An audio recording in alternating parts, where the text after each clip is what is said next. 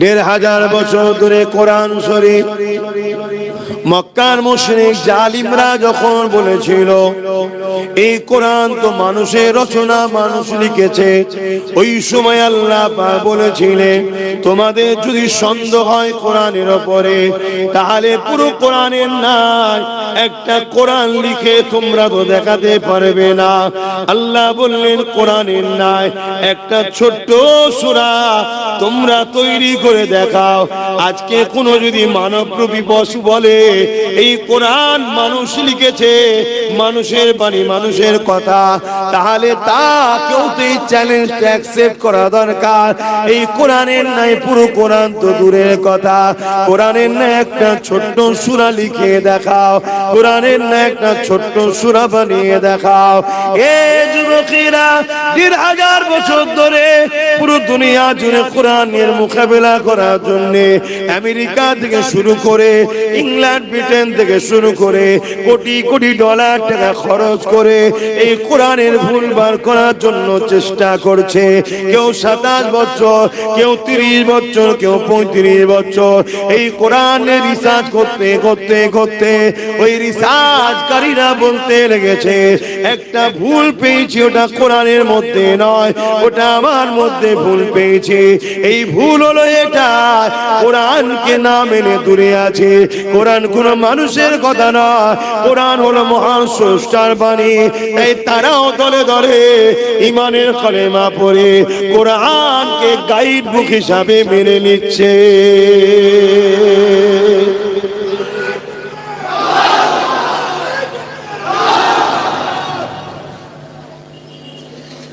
আজকে কোরআনের মধ্যে কেউ যদি বলে যে একটা ভুল আছে, হিংসা ছড়ায়, তা তোদেরই তো সরকার,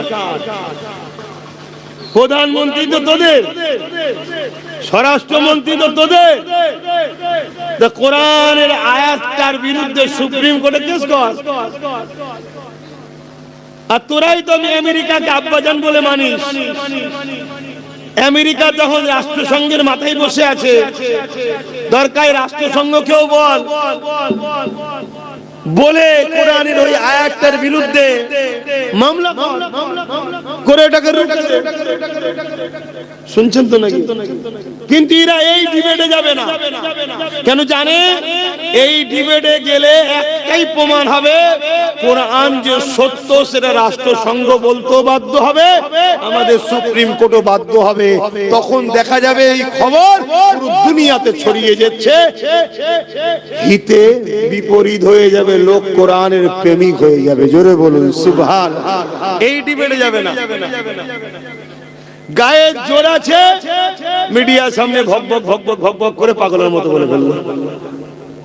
কিন্তু দুঃখের বিষয় এই পাগলগুলো পাগলামি করার সাহস পাচ্ছে। আমি আবার বলছি আমাদের দোষে, এর জন্য দোষী আমরা। আজকে যে কোরআন অপমান হচ্ছে এর জন্য সম্পূর্ণ দোষী মুসলিম উম্মাহ আমরা।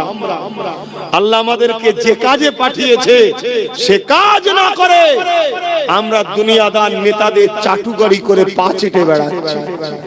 আল্লাহ আমাদেরকে পাঠিয়েছে এই জমিনের উপরে প্রতিনিধিত্ব করার জন্য। আল্লাহ এই জমিন আমাদেরকে খলিফা করে পাঠিয়েছে, এই জমিনের অন্যায়কে মিটাবার জন্য পাঠিয়েছে। এই জমিনের উপরে দুর্নীতি, চুরি, ডাকাতি, খুন, রেপ, নেশা, ক্ষতিগ্রস্ত জিনিসগুলোকে বন্ধ করে এই জমিনকে সাম্য, শান্তি, ন্যায়, সত্য, ইনসাফ, ইনসানিয়াত প্রতিষ্ঠিত করার জন্য আল্লাহ আমাদেরকে এই জমিনে পাঠিয়েছে। আমরা সে কাজ করিনি।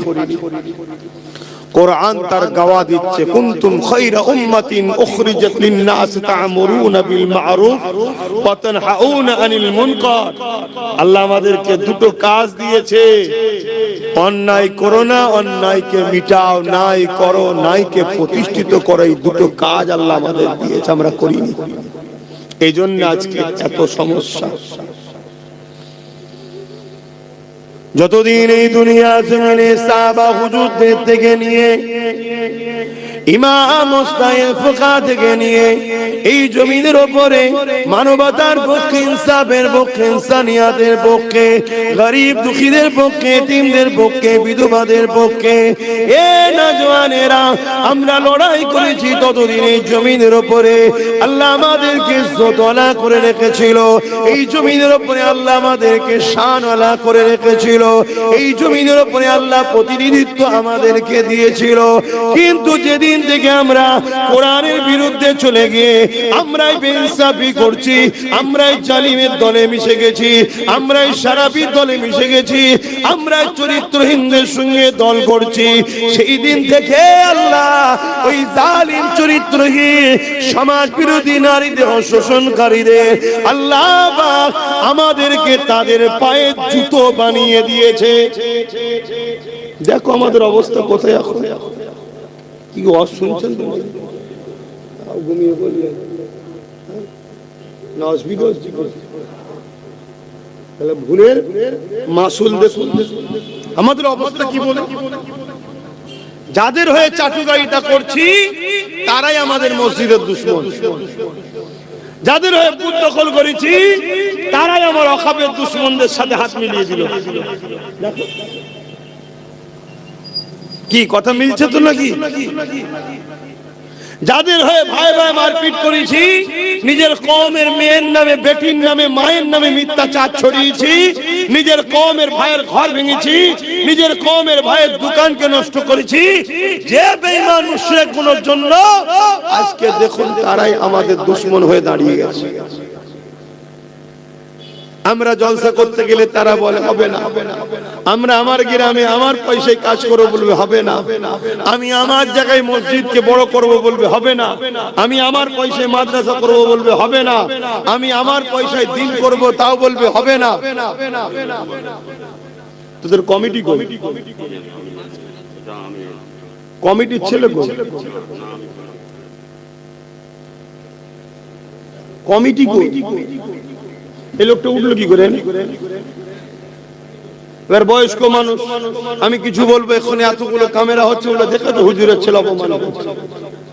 আরে আল্লাহ ও রাসূলের কথার বীজখানে কারো কথা চলে না? কথা মাথায় ঢুকছে না? ঢুকে না তো ও সাদা মাটা লোক নাই, বেচারি বোঝে না।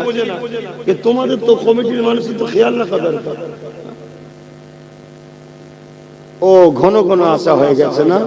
ঠিক আছে, সামনে বছর যেও, সামনে বছরে তোমাদের তো খেয়াল রাখা দরকার। এই এতগুলো সব ক্যামেরা রেডি বসে, এইটা তো কেউ কেটে ছাড়বে। এই দেখো তোমাদের পীরের আওলাদের মনে কত অহংকার, কত মিজাজ। দেখো এটা অহংকার মিজাজের ব্যাপার নয়। আল্লাহ ও রাসূলের কথার বীজখানে অন্য কেউ এলে, বাপ মা এলেও তার কথা চলে না। কথা বুঝে আসছে না? তো সেই জ্ঞান বিবেক বুদ্ধি তোমাদের নেই। এইটা তো কমিটিকে খেয়াল রাখতে। কি কথা বলছিলাম ভুলে গেল?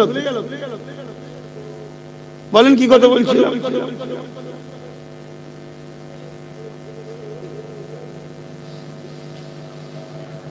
এইরকম আওয়াজের পিছনে ডিস্টার্ব হলে না আমার খেয়াল থাকবে না আপনাদের খেয়াল থাকবে। আমার তো ধিৎকার লাগছে জলসা মাহফিল করা, কিন্তু ভালোবাসার মানুষগুলো এমন ভাবে টানাটানি করে দাওয়াত নিয়ে ফেলি, কিন্তু ধিৎকার লাগছে জলসা মাহফিল। সেই মহব্বত নেই, সেই আদব নেই, সেই ভক্তি নেই।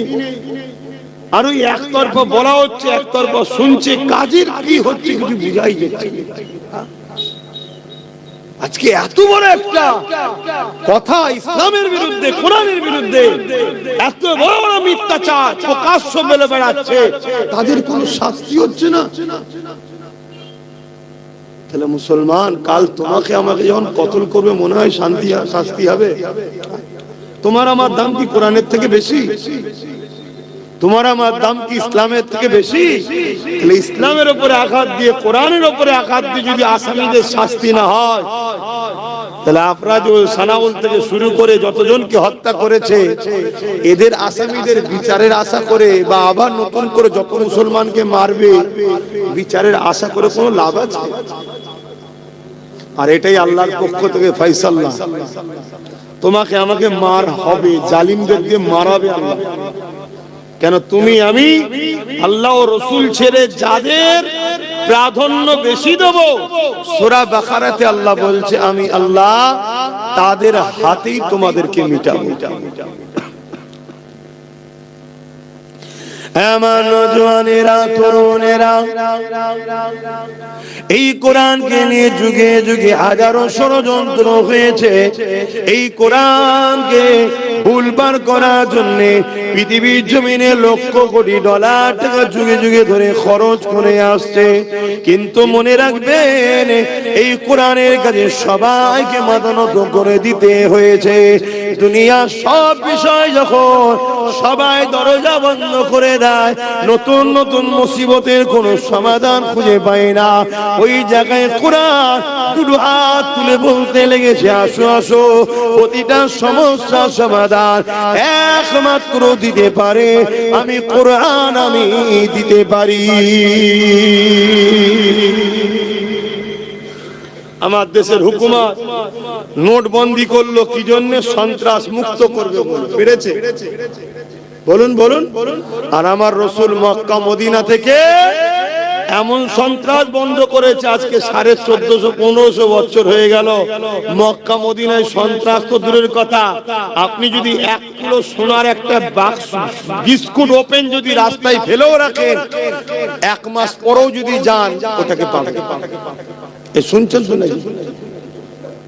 এটা কোরআন দ্বারা সমাধান হয়েছে। আজকে যারা কোরআনের বিরোধী করছে, তাদের রাজত্বকালীন রেপ যেন পুরি মুরগির মতো হচ্ছে, প্রতিনিয়ত কন্টিনিউ রেপ হচ্ছে। অথচ কোরআন 1500 বছর আগে যে রাজ শিখিয়ে দিয়ে গেছে, সেই মক্কা মদিনাতে রেপ তো দূরের কথা, কোন নারীর দিকে কেউ বুড়াই নজরে তাকানো, ইফটিজিং করার এখনো পর্যন্ত কেউ সাহস পায়নি। বলুন সুবহানাল্লাহ। এটা কোরআনের মুজিজা। শুনছেন? এরা আবার কোরআনের সমালোচনা করছে। বাবেরা, নওজওয়ান, তরুণেরা, এ নবী পাকের প্রেমিকেরা, কোরআন শরীফকে যারা মুহাব্বত করে, ভালোবাসে, প্যার করে, কোরআনের পক্ষে যারা দাঁড়াবে, কিয়ামতের দিনে আল্লাহ পাক কোরআনকে সুন্দর করে সাজিয়ে দেবে, যেটা লৌহে মাহফুজে রয়েছে। ওই কোরআন কিয়ামতের দিনে আল্লাহ পাকে আরশে আজিমের নিচে এমন করে হাঁটাহাঁটি করতে থাকবে, আল্লাহ পাক তাকে কুদরতি ক্ষমতা দেবে। ওই সময় সে কোরআন আল্লাহ বলবে, আমার কালামুল্লাহ, আপনি কি আমার কাছে আজকে কিছু চান? ওই সময় কোরআন বলতে লাগবে, ও রব্বি আল্লাহ পাক, দুনিয়ায় যারা আমাকে সিনার মধ্যে রেখেছিল, মুহাব্বত করেছিল, পড়েছিল, চুমা দিয়েছিল, আদর করেছিল, আজকের কঠিন দিনেতে আমি আল্লাহ আপনার কাছে তাদের জন্য শাফাতের আশা করি। আল্লাহ নবী জানিয়ে দিলে, ওই কিয়ামতের দিনে কোরআনের প্রেমিকদের ঘরে আল্লাহ কোরআনের ওসিলায় নাজাত দিয়ে দেবে। আরো জোরে বলুন সুবহান।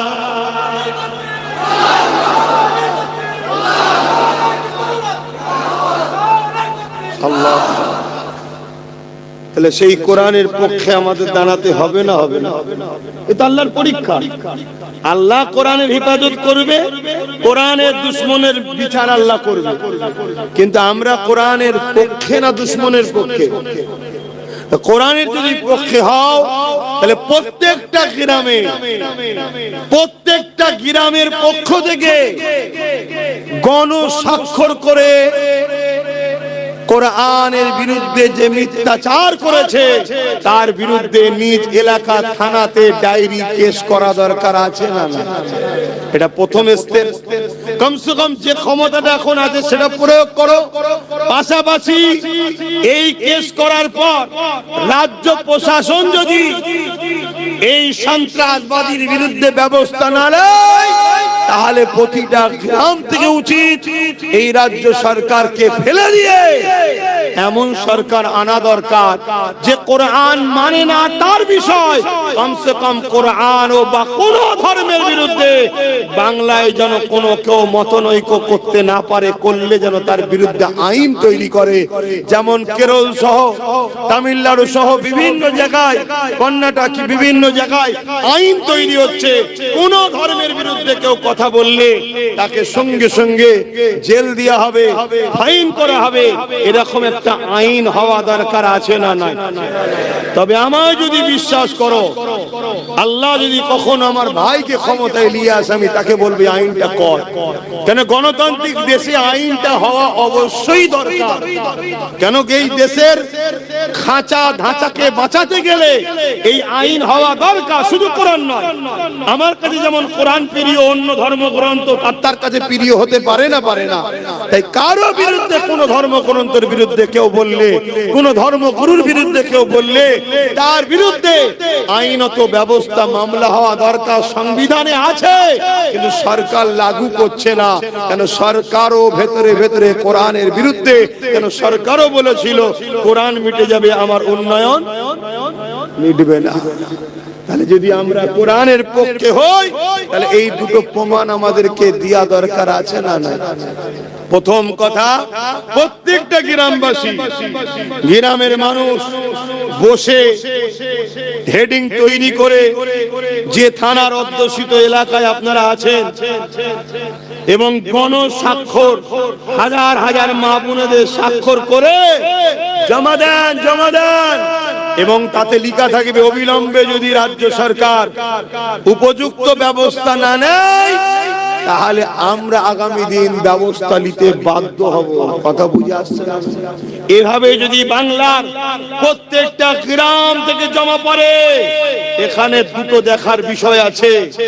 একটা হলো আমরা এত সংখ্যা হওয়ার পরও আইন আমাদের হাতে না থাকার দরুন সংখ্যাতে কোনো পাওয়ার আছে না নেই, এটাও বোঝা যাবে। দ্বিতীয় নম্বর কথা, তোমার চাপে পড়ে হলো, ইচ্ছা না থাকলেও তোমার চাপেতে কোরআনের দুশমনকে তুমি যদি জেল ঢুকাতে পারো, হতে পারে আল্লাহ তোমাকে গণতান্ত্রিক দেশে এটাই আর নাজাতের ওসিলা করতে পারে। জোরে বলুন সুবহানাল্লাহ। কেন এটা সর্বধর্মের দেশ। এখানে আমরা সংবিধান বিরোধী কোনো কাজ করতে তো পারি না, কেন এটা আমার ইসলাম ইজাজত দেয় না যে দেশকে ভালোবাসবো, সেই দেশের আইনকে মান্যতা দিতে হবে। এটাকে মাথায় রাখা দরকার আছে। কিন্তু এটা না করে অনেক ছেলে আবার আছে, এটাকে নিয়ে দোষ করেছে একজন, আর এমন কোন কাজ করবে, সাজা ভোগ করবে নিরীহ লোক, ওটাও কিন্তু কোরআনের পক্ষে দাঁড়িয়ে কোরআনের বিরোধী করা হয়ে গেল। কারণ আল্লাহ পাকের কোরআন বলেছে, কেউ যদি একটা নির্দোষ মানুষের উপরে জুলুম করে, হত্যা করে, সে যেন পুরো মানুষ্য জাতিকে হত্যা করে দিল। আল্লাহ নবী কোরআন, আল্লাহ পাকের কোরআন আরো জানিয়েছে, কেউ যদি একটা মানুষকে সাহায্য করে, একটা মানুষের বিপদে সাথ দেয়, সে পুরো মানুষ্য জাতিকে বিপদ মুক্ত করে দিল। তাহলে সেই কোরআন কখনো হিংসা ছড়াতে পারে? তাহলে উদ্দেশ্য কিছু আছে না? নাই। একটা চুক্তি হয়েছিল মক্কার মুসলমানদের সাথে, মক্কার মুশরিক জালিম অত্যাচারী শাসকদের সাথে। এটা যুদ্ধের চুক্তি, মনে রাখবেন। চুক্তি হয়েছিল। কি চুক্তি? শান্তি চুক্তি। সেই চুক্তিকে, অনেক বড় কথা, সেই চুক্তিকে যখন মক্কার ওই জালিম মুশরিক অত্যাচারী শাসক আবু জেল, উতবা, সাইবা, আবু লাহাব বাহিনীরা ভঙ্গ করে, যখন সেই চুক্তিকে ভঙ্গ করে মুসলমানদের হত্যা করে, জুলুম করে, অত্যাচার করে, তখন আল্লাহ পাক বললেন, তারা যখন শান্তি চুক্তি ভঙ্গ করে তোমার ভাইদের ঘরে মুসলমানদের উপরে, নিরীহ মানুষের উপরে জুলুম অত্যাচার করছে, এই যারা করছে এদের বিরুদ্ধে তোমাদেরকে লড়াই করার ইজাজত দিলাম, যেখানে পাবে তাদেরকে বন্দী করো, তাদেরকে কতল করো, কারণ এরা সমাজে শান্তি বিঘ্ন করছে। শুনছেন তো নাকি? এদের মধ্যে থেকে যারা এই জুলুম করেনি বা জুলুম করেও ফেলেছে, যদি ক্ষমা চেয়ে এলায়, আল্লাহর কোরআন তার পরের আয়াতে বলছে তাদেরকে তোমরা ক্ষমা করো এবং নিরাপদ জায়গায় তাদেরকে থাকতে দাও। বলুন সুবহানাল্লাহ। ধরুন আমাদের দেশে একটা চুক্তি হয়েছে, একটা ইন্ডিয়া ভারত, একটা পাকিস্তান ভাগ হয়েছে, চুক্তি হয়ে গেছে, এদিকটা তোর এদিকটা আমার। কিন্তু দেখা যাচ্ছে এই চুক্তিকে ভঙ্গ করে পাকিস্তান যদি আগ বেরিয়ে এসে আমার দেশের উপরে জুলুম করে, অত্যাচার করে, দেশবাসীকে বোম মারে, গুলি করে, শান্তিকে নষ্ট করে, চুক্তিকে ভঙ্গ করে, আমার দেশের আইন ব্যবস্থা বা আমার দেশ তখন কি বলবে? যেখানে পাবে পাকিস্তানিদেরকে মারো। কি বলা দরকার আছে? এজন্য বলো কেন? তারা চুক্তি ভঙ্গ করেছে, আইন অমান্য করেছে, একটা সিস্টেমকে ব্রেক করে সমাজে সন্ত্রাসী শুরু করেছে, খুন শুরু করেছে, নারীদের উপর অত্যাচার শুরু করেছে। অতএব এদেরকে শাস্তির দরকার আছে না?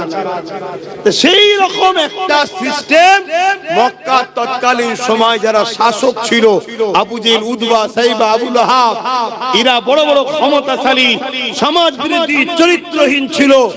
এরা মক্কা মদিনার উপরে, সাহাবা হুজুরদের উপরে বড় জুলুম অত্যাচার করেছে। তার জন্য একটা চুক্তি হয়েছিল, সন্ধি হয়েছিল। এই সন্ধিতে একতরফা মক্কার মুশরিক জালিম অত্যাচারীরাই বলেছিল, একতরফা বলেছিল, আমার রাসূল শান্তির স্বার্থে সব মেনে নিয়েছিল, সব মেনে নিয়েছিল। এমনকি আমার রাসূল পাক সাল্লাল্লাহু আলাইহি ওয়াসাল্লামের নাম মুবারককে রাসূল লিখাতে তারা বলেছিল রাসূলটা কাটতে হবে। আল্লাহ নবী নিজে হাতে করে মুছেও দিয়েছে শান্তির স্বার্থে। শুনছেন? এরপরে ওই মুশরিক জালিম অত্যাচারীগুলো তারা জোর করে জুলুম করে এই শান্তি চুক্তিকে ভঙ্গ করে মুসলিমদের হত্যা, মুসলিমদের নারীদের উপর অত্যাচার, তাদের পশুকে ক্ষতি করা, তাদের ক্ষেত খামারকে ক্ষতি করা, নানা রকম ভাবে ক্ষতি শুরু করেছে। আল্লাহ পাক তখন বললেন 4 মাস যে যুদ্ধের মাস নিষেধ আছে, যখন পার হয়ে যাবে, এরা যখন জুলুম করছে, অতএব এদেরকে উপযুক্ত শিক্ষা দিবার ইজাজত তোমাদেরকে দিলাম। কথা বুঝে আসছে না? আজকে যেমন এইটার যদি হওয়ার দরুন, জালিমকে বিরুদ্ধে লড়াই করার দরুন, সন্ত্রাসদের বিরুদ্ধে লড়াই করা যদি কোন একটা ধর্ম বা ধর্ম গ্রন্থের উপরে কেউ আঘাত দেয়, আর এটা মূলত বাংলাদেশে একটা আমার গায়ের ইসলাম ভাইকে কিছু লোক পিটিয়ে মেরে আগুন দিয়ে পুড়িয়ে দিয়েছে, দেখেছেন তো? দেখেছেন? আচ্ছা, এই কাজটাকে আপনারা কেউ সাপোর্ট করেন? এই মেরে দেওয়া পুরানো ইসলাম ইজাজত আছে? ইসলামে তো পুরানোই হারাম। ইসলামে যদি কারো কার্টুন তৈরি করে পোড়াও, ওটাও ইসলামে নিষেধ। এই যে আমরা আন্দোলন করতে গিয়ে অনেক সময় বিভিন্ন নেতাদের কার্টুন তৈরি করে পোড়াই না, ওটাও ইসলাম বিরোধী। কিন্তু আবেগে করে ফেলে অনেকে, ওটাও কিন্তু ইসলাম বিরুদ্ধে। কেন ইসলাম পুরানোর পক্ষে নয়? কেন এই চেহারাটাকে আল্লাহ বড় সুন্দর করে বানিয়েছে, ইসলাম ইজাজত দেয়নি। কিন্তু আমার প্রশ্ন হচ্ছে, বাংলাদেশে আমার এক ভাইকে হত্যা করা হয়েছে, পুরানো হয়েছে, এটা নিন্দনীয়, এটা অন্যায় কাজ।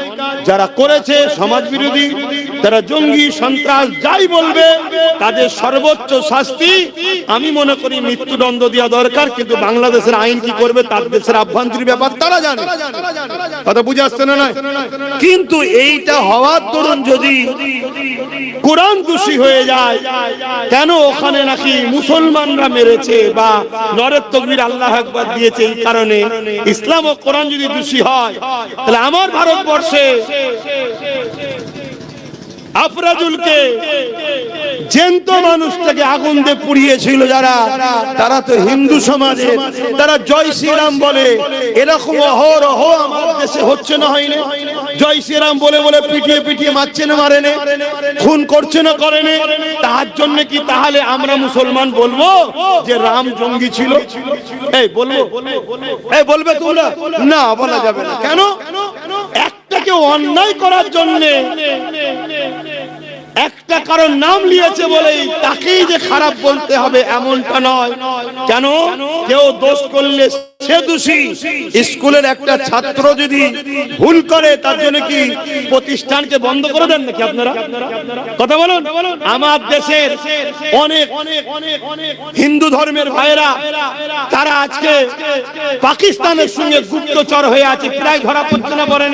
এই যে বোম মারলো বিভিন্ন জায়গায় হিন্দু ধর্মের লোক, এর জন্য কি তাহলে বলবো হিন্দুরা সব পাকিস্তানিদের সঙ্গে সেটিং আছে? এই বলবো হিন্দুরা ভারতের সঙ্গে গাদ্দারি করছে? না, এটা বলা ঠিক হবে না। যে ভুল করেছে সে দোষী। 10 জন ভুল করেছে বলে 10 কোটি লোককে কখনো আসামির কাঠগড়ায় তোলা যায় না। আর আজকে এই হিন্দু লোক জয় শ্রীরাম বলে মেরেছে বলে, পুড়িয়ে দিয়েছে বলে তার ধর্মগ্রন্থগুলো সন্ত্রাসী শিখায়, এটাও বলা কিন্তু শিক্ষার পরিচয় জোরে বলেন দেয় না। কেন? কেউ যদি পাপ করে, ভুল করে, সে ছাত্র দোষী, তার সিলেবাস কখনো দোষী হতে পারে না। কোন ধর্মই হিংসা শিখায় না, কোন ধর্মই বিভাজন শিখায় না। মানুষ তার ধর্ম সম্বন্ধে না জেনে খুন খারাপির মধ্যে জড়িয়ে যায়। যেমন আজকে যে কোরআনের বিরুদ্ধে কথা বললো, তারা যাকে ধর্মগুরু বলে মানে, গুরুচাঁদ ঠাকুর, হরিচাঁদ ঠাকুর, তারাও পড়াশোনা করেছে মাদ্রাসা মক্তব থেকে, কোরআনের ঘর থেকে তারা পড়াশোনা করে বড় হয়েছে। কথা মাথায় ঢুকছে না? ঢোকে না? তাহলে দেখুন তারা কত ভালো মানুষ ছিল, তারা কত ভালোবাসতো। কিন্তু তার ঘরে যদি একটা কলঙ্ক জন্ম হয়, তার জন্য পুরো সবাইকে খারাপ বলা জোরে বলেন। এটা কিন্তু আদর্শ আমাদের মধ্যে এখনো বিদ্যমান, বিরাজমান। কেন? আমাদের নবী আমাদেরকে শিখিয়েছে। আজও এই উলামারা আপনাদের ঘরে শিখায় যে বাবা, কেউ ভুল করলে তাকে দোষ দাও, পুরো সমাজ তার জাতিকে দোষ দিও না, তার বাপকে দোষ দিও না। যেমন আমরা অনেক জায়গায় বলি যে আমার উপরে রাখতে গেলে আমায় বল, আমার বাপ মাকে গালিগালাজ দিস না। কথা মাথায় ঢুকছে?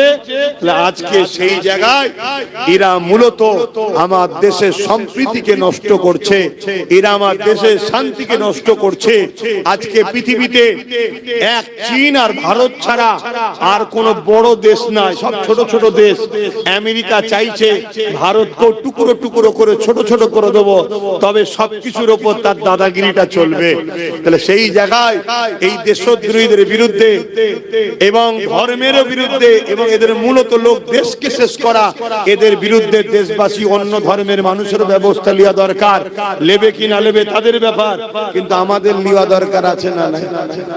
তাই এই আহ্বান করলাম, প্রত্যেকেই মামলা করে।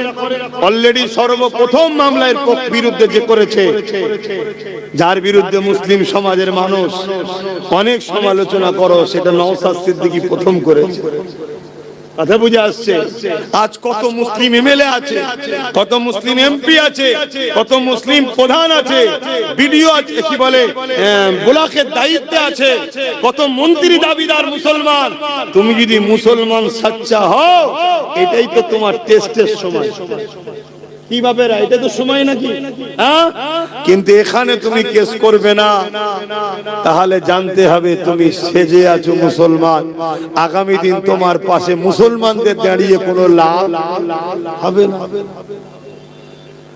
বাবেরা, নজওয়ানেরা, তরুণেরা দীর্ঘ 23 বছর ধরে ধারাবাহিকভাবে আমার রাসূলুল্লাহর উপরে এই পবিত্র আল কোরআন নাজিল হয়েছে, যেটা মনুষ্য জাতির জন্য হুদাল লিন্নাস, শুধু মুসলমানদের গাইড বুক নয়, এটা মনুষ্য জাতির জন্য মহান স্রষ্টা পাঠিয়েছে। এই কোরআন যতটা মুসলমানদের গাইড বুক, এই কোরআন হলো হিন্দুদেরও গাইড বুক। সাগমন করে খ্রিস্টান, নাসারা, জৈন জৈন বৌদ্ধ সমস্ত মানুষের জন্য মহান স্রষ্টাই কোরআনকে পাঠিয়েছে। এই কোরআন হলো হুদাল লিন্নাস। এই কোরআন মানুষকে অন্যায় এবং সত্যের পার্থক্য বোঝায়। এই কোরআন মানুষকে ইহদিনাস সিরাতুল মুস্তাকিম সঠিক সরল রাস্তা দেখায়। এই কোরআন মানুষকে নাজাতের রাস্তা দেখায়। এই কোরআন মানুষকে বিপদ থেকে বাঁচায়। এই কোরআন মানুষকে ন্যায় সত্য রাস্তা দেখায়। এ যুবকেরা, তরুণীরা, বাপেরা, এ নবী পাকের প্রেমিকেরা, এই বলে দিয়ে যায় এই কোরআনকে রিসার্চ যারাই করেছে তারাই কোরআনের প্রেমিক হয়ে গেছে। আজকে সেই কোরআন আমার বাংলায় অবমাননা হবে, আর বাংলা 4.5 কোটির উপরে মুসলমান আমরা খামোশ ভাবে এটাকে মেনে নেব, আইনের আওতায় যাব না, এর বিরুদ্ধে লড়বো না, এমন করে চুপচাপ হয়ে রয়ে যাব। মনে রেখে দিও, আল্লাহর পক্ষ থেকে জালিমের উপরে তোমার আসবে, তোমার আমার উপরও কিন্তু শাস্তি আসবে। এই মনে রেখে দিও, যে সরকার বলেছিল বিজেপির হাত থেকে বাঁচার জন্য আমাকে সাপোর্ট করো, আজ যখন বিজেপির কোন নেতা ইসলামের উপরে আঘাত দেয়, কোরআনের উপরে মিথ্যাচার করে, তোমার আমার উচিত তো সেই সরকারকে চাপ দেওয়া, অবিলম্বে তুমি একে বন্দী করো। যদি না বন্দী করো, দ্বিতীয়বার আর তোমার কথাকে গুরুত্ব দেব না। ঠিক তো নাকি? এটাই তো সুযোগ। কিন্তু মনে হয় তোমাদের সাথ দেবে, হ্যাঁ? কিন্তু আমার একটা কথা মনে হয় কি জানেন, আমি বিগত দিন দেখেছি খুব যখন চাপে পড়ে যায়, ধরতে যত না দেরি করে জামিন হতে থাকতে তাড়াতাড়ি হয়ে যায়, এরকম হালকা কেস দেওয়া ছেড়েও যায়। এই কথা বুঝে আসছে না? নাই কিন্তু আমাদের ডিউটি আছে না নাই চাপ দিবা? হ্যাঁ, দিতে হয়।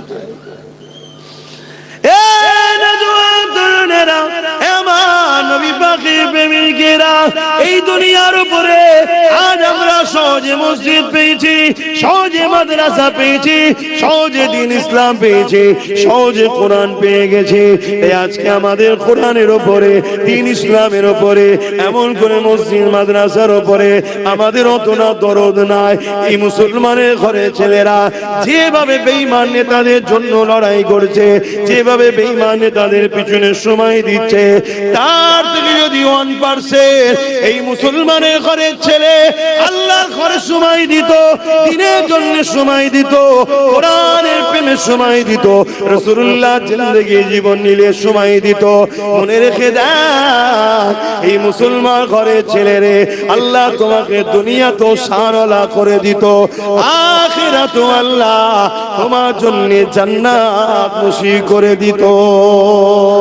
আর নবী ছেড়ে দিয়ে, আল্লাহ ছেড়ে দিয়ে, কোরআন ছেড়ে দিয়ে, দ্বীন ছেড়ে দিয়ে যাদের পিছনে ঘুরে বেড়াচ্ছ, তারা তোমাদেরকে চুষে চুষে চুষে তোমাদেরকে বঞ্চিত করতে করতে করতে এমন জায়গায় চলে গেছো, কেউ যদি মুসলমানকে আজকে দিনে কতল করে, কালকে তাকে জামিন করিয়ে ফুলের মালা পরানো হবে। দেখলেন না কিছুদিন আগে এই কলকাতায় প্যাটিস বিক্রি করা লোকটাকে যারা মেরেছিল, তাদেরকে জামিন করে নিয়ে যে শুভেন্দু মালা পরিয়েছে না পরায়নি, আবার ওই শুভেন্দু আন্দোলন করছে বাংলাদেশের ভাইয়ের পক্ষে থেকে। ভালো কথা, আমরাও আন্দোলন করেছি, আমরা বাংলাদেশ হাই কমিশনারকে লিখিত দিয়েছি শাস্তির জন্য, কেন মানুষ মানুষের পাশে দাঁড়াবে। কিন্তু তোর মন তোকে মানায় এটা? এখানে আর একটা কথা মনে পড়েছে, একটু বলি নাকি? এগুলো জানিয়ে দেওয়া দরকার তো নাকি? আজকে এই বাংলায় বাংলাদেশি কেউ হত্যা হয়েছে, তার আন্দোলন হচ্ছে। আমি হওয়ার পক্ষে, বিরুদ্ধে নয়, কিন্তু এই আন্দোলনের বিরুদ্ধে মমতা ব্যানার্জি কি বলছে যে বাংলাদেশে মেরেছে, ওটা বাংলাদেশে যে আন্দোলন করে এখানে নয় বলছে। কিন্তু এই বাংলাদেশে আমাদের ভোটে হওয়া সরকার বলছে ওয়াকফের আন্দোলন এখানে নয়, দিল্লি গিয়ে করো, বলেছে না বলেনি? কেন জানে, কেন জানে এদেরকে যা খুশি বলো, ভোটের সময় 500 দেবো, আবার নেবো। এই জন্য আমাদের গুরুত্ব নাই। আর ওকে বললে খবর আছে, কেন? ওই তো টিকিয়ে রেখেছে একে, যত পাচ্ছে মুসলমানদের গাল দিচ্ছেন, আমরা মুসলমান ভয়ের কোলে উঠে বসে। কথা বুঝছেন তো? অসুবিধা হচ্ছে নাকি? কষ্ট হচ্ছে? বাপেরা বোঝেন, কেননা এই দিনের জন্য আমার রাসূলুল্লাহ অনেক কষ্ট করেছে।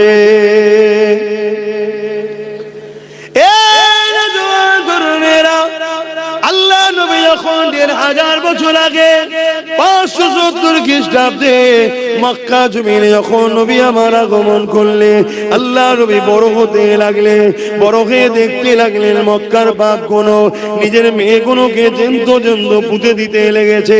আল্লাহ নবী বড় ব্যথিত হতে লেগেছে, নবী আমার বড় কষ্ট পেতে লেগেছে। মক্কা জমিনে ছেলেরা নিজেদের মায়ের সঙ্গে নোংরা কাজ করতে লেগেছে। এ যুবকেরা, তরুণেরা, শাম থেকে শুরু করে, পারস্য থেকে শুরু করে, রোম থেকে শুরু করে এইভাবে নারীদেরকে অবজ্ঞা করা হতে লেগেছে। এইভাবে জমিনের উপরে সন্ত্রাসবাদীদের দাবদাবা বেজে গেছে, অন্যায় অত্যাচার স্টিম লোড়া চলতে লেগেছে। এই দুনিয়ার গরিব দুঃখী অসহায়গুলো বাজারে আলু পটলের মতো বিক্রি হতে লেগেছে। যাদেরকে ধনীরা খরিদ করে নিয়ে যে তাদের উপরে অমানবিক অত্যাচার করছে, তাদেরকে হত্যা পর্যন্ত করতে লেগেছে। এই দৃশ্য দেখে আল্লাহ নবী বড় ব্যথিত হতে লাগলো। ৪০ বছর বয়স হয়ে গেল, আমার আল্লাহ বা নবী পাকের উপরে ওহী নাজিল করে দিলে, নবী আমার দ্বীনের প্রচার শুরু করে দিলে, মানুষকে ন্যায়ের দিকে ডাকতে লাগলে, নারীদের অধিকারের জন্য কথা বলতে লাগলে, নারী হত্যা বন্ধ করার কথা বলতে লাগলে, গরিবদেরকে অধিকার দিবার কথা বলতে লাগলে। মানুষ কখনো মানুষের প্রভু হবে না, মানুষ কখনো মানুষের কিদদাতি হবে না, মানুষকে আজানের কথা আল্লাহ নবী বলতে লাগলে। এই জমিনের উপরে একদল লোক আছে, ক্ষমতার জোরে মানুষের প্রভু হয়ে থাকতে চায়। তারা দেখতে লেগেছে মুহাম্মদ রাসূলুল্লাহকে কি করে রুখা যায়। যদি না রুখা যায়, মুহাম্মদ রাসূল ইনসাফের কথা বলে, ইনসানিয়াতের কথা বলে, গরিবের পক্ষে কথা বলে, নারীর অধিকারের কথা বলে, মানবতার কথা বলে, মানুষ কখনো মানুষের কিদদাতি হবে না, এই কথা মুহাম্মদ রাসূল বলে। তাই তারা আমার নবী পাককে রুখার জন্য, এ যুবকেরা, তরুণেরা, আল্লাহ নবীর উপরে অনেক অত্যাচার করেছে। কাবার সামনে নবী দ্বীনের মেসেজ দিচ্ছিল, আবু জেহেল এসে আমার নবী পাকের গায়ে হাত পর্যন্ত তুলে দিয়েছে। এ নবীর উম্মতেরা, একবারও কি তোমার দিল কাঁদে না? তোমার রাসূলের দ্বীনের জন্য তোমার কি মন একবারও কাঁদে না? যে রাসূলুল্লাহ তোমার আমার কাছে 3টে জিনিস রেখে গেল। প্রথম নম্বর হলো কিতাবুল্লাহ, আল্লাহ পাকের কোরআন। দ্বিতীয় নম্বর হলো সুন্নাতে রাসূলি, আমি রাসূল আমার সুন্নাত। 3 নম্বর হলো আহলে বাইতি, আমি নবী আমার খানদান। কিয়ামত পর্যন্ত এই 3টেকে যারা মুহাব্বতের সঙ্গে মজবুত করে ধরবে, দুনিয়া তো অসুবিধা হবে না, আখিরাতেও চিন্তা থাকবে না।